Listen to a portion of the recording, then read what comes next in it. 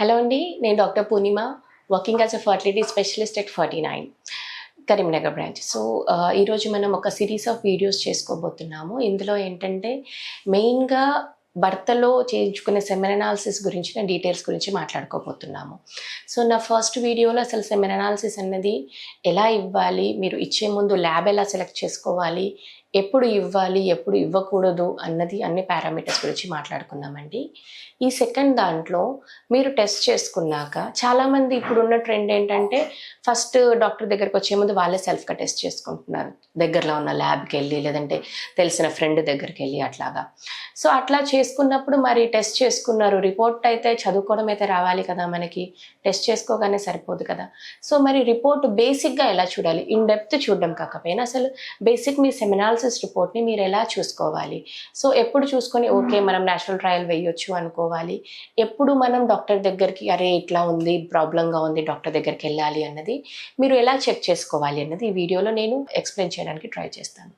So semen analysis first మనం ఇందాక వీడియోలో చెప్పుకున్నట్టు better to get it in standard lab, మంచి ల్యాబ్లో ఎక్స్పీరియన్స్డ్ ఆండ్రాలజీ టెక్నీషియన్తో చేయించుకోవాలి.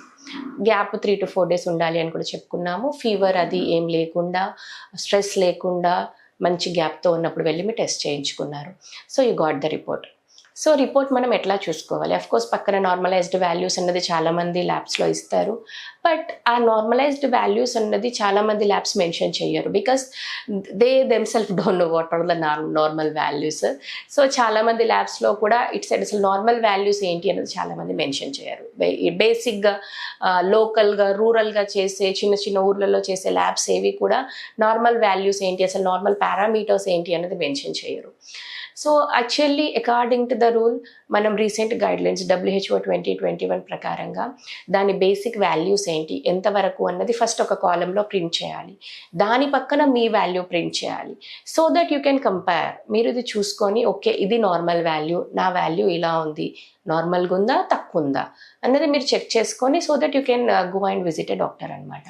కానీ చాలా రిపోర్ట్స్లో ఈ నార్మల్ వాల్యూస్ అనేది ప్రింట్ చేయరు, because they don't know what are the normal values. So అట్లా లేనప్పుడు మీరు ఎలా చెక్ చేసుకోవాలి, మరి నార్మల్ వాల్యూస్ ఉన్నాయి అంటే మీరు కంపేర్ చేసేసుకుంటారు, దట్ ఈజ్ ఈజీ. కానీ అలాంటివి ఏమీ లేవు, మరి అప్పుడు ఎలాగా అంటే ఒక 4 points గుర్తుపెట్టుకోండి. ఇన్ డీటెయిల్డ్గా మీరు గుర్తుపెట్టుకోలేకపోవచ్చు, కాకపోతే రఫ్గా నేను చెప్తాను. ఫస్ట్ ఒకటి వాల్యూమ్ ఎంత ఉండాలి అన్నది.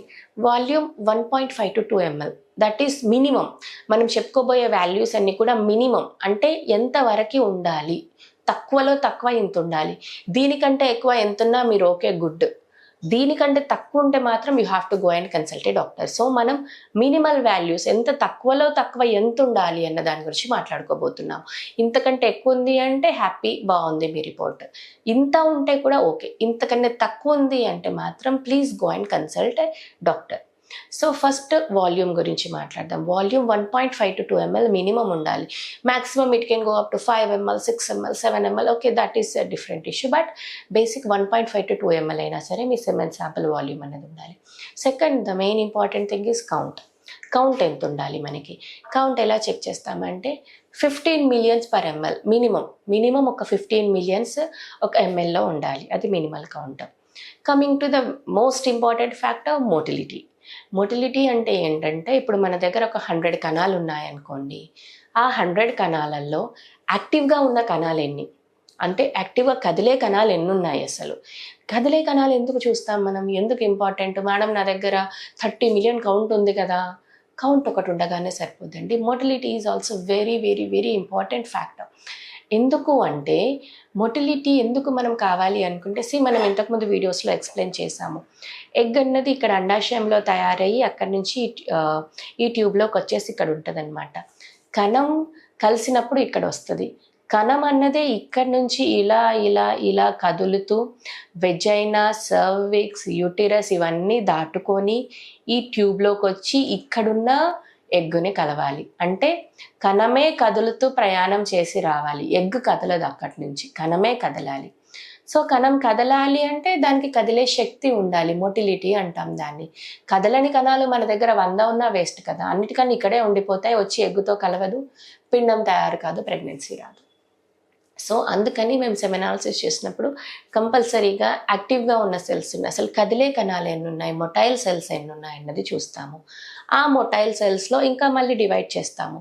యాక్టివ్గా కదిలే కణాలు ఎన్ని ఉన్నాయి, కొంచెంగా కదిలే కణాలు ఎన్ని ఉన్నాయి, అస్సలే కదలేని కణాలు ఎన్ని ఉన్నాయి, ఇలా మొత్తం డివైడ్ చేస్తామన్నమాట. సో ర్యాపిడ్లీ ప్రోగ్రెసివ్ మొటిలిటీ ఎలా ఉంది, నాన్ ప్రోగ్రెసివ్ మొటిలిటీ ఎలా ఉంది, ఇమ్మొటైల్ సెల్స్ ఎలా ఉన్నాయి, అలా మేము డివైడ్ చేస్తామన్నమాట. సో టోటల్గా మొటిలిటీ అనేది ఒక 40% అయినా ఉండాలి. అంటే మీ దగ్గర ఒక 100 కణాలు ఉంటే ఆ 100లోంచి ఒక 40 కణాలైనా కదిలే కణాలు ఉండాలి. అలా కాకుండా మీ దగ్గర 1000 కణాలు ఉన్నా కూడా అందులో కదిలే కణాలు 10 ఉంటే మనకు ఆ శాంపుల్ మనకి ఏమంటారు, ప్రెగ్నెన్సీ ఛాన్సెస్ చాలా తక్కువ ఉంటాయి. బికాస్ కణాలు కదలకుండా అన్నీ ఇక్కడ వెజైనా దగ్గరే ఆగిపోయాయి అనుకోండి, మరి పైనకి వచ్చి ఎంబ్రియోతో అన్నది ఎలా తయారు కాదు కదా. సో అందుకని మొటిలిటీ అనేది చాలా చాలా ఇంపార్టెంట్. సో టోటల్ మొటిలిటీ అనేది ఒక 40% ఉండాలి. అందులో యాక్టివ్ మొటిలిటీ అంటే ఫాస్ట్గా రన్ చేసేవి, మంచిగా యాక్టివ్గా కదిలేవి అని ఉండాలి.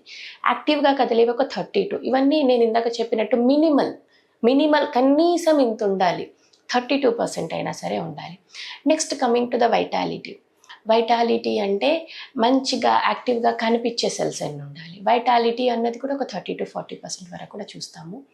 నెక్స్ట్ మార్ఫాలజీ అంటే ఏంటంటే కరెక్ట్గా తయారైన కణాలు అన్నమాట. అంటే మనిషికి ఎట్లాగా తల, 2 చేతులు, 2 కాళ్ళు ఇవన్నీ ఉంటాయో అలానే స్పర్మ్కి కూడా ఒక హెడ్, తల, ఒక మెడ, ఒక తోక ఇలా అంటూ ఉంటుందన్నమాట.